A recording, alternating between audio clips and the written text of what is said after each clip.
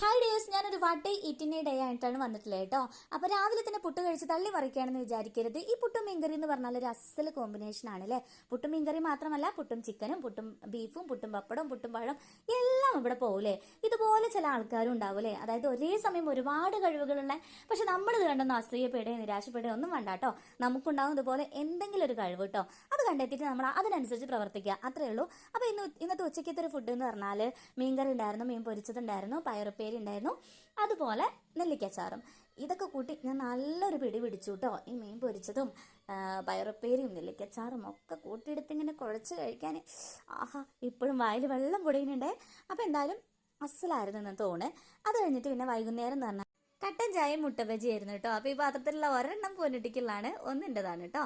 അപ്പോൾ ഞാൻ മുട്ടബജിയൊക്കെ കൂട്ടി ചായ കുടിക്കായിരുന്നു. അപ്പോൾ ഏട്ടന് തൊട്ടപ്പുറത്ത് വന്ന് എന്നെ ചിരിപ്പിക്കുന്നുണ്ട്. അപ്പോൾ ഓക്കെ, ഇത്രയേ ഉള്ളൂ എൻ്റെ ഇന്നത്തെ വീഡിയോ. Okay, thank